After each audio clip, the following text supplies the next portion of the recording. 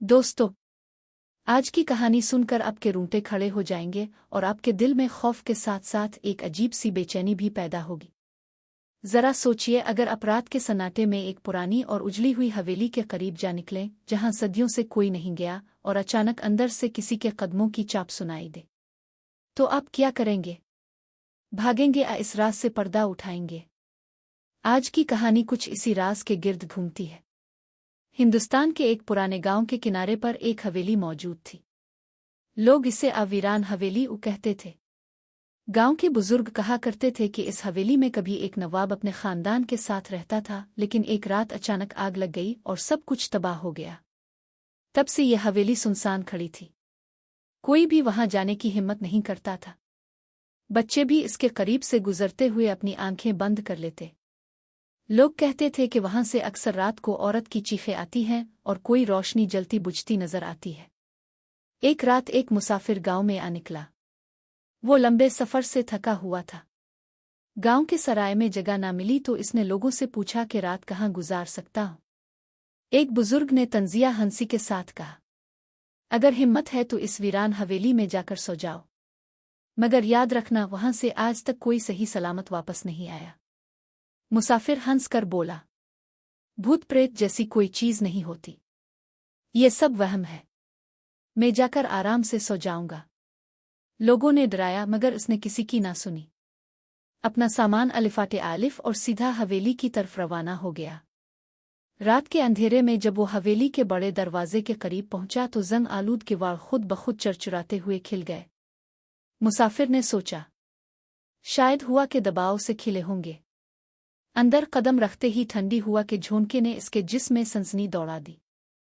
अंदर चारों तरफ जाले लटक रहे थे।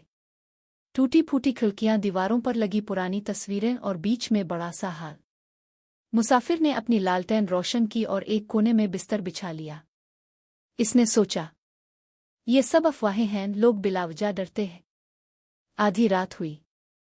अचानक इसे लगा जैसे कोई आहिस्ता आहिस्ता जीना आतर रहा है। चाप इतनी वाज़ेह थी जैसे कोई भारी पायल पहनकर चल रहा हो। वो घबरा कर उठ बैठा। लालटेन की रोशनी चारों तरफ घुमाई मगर कोई नजर न आया। फिर अचानक एक दरवाज़ा खुद बखुद जोर से बंद हुआ।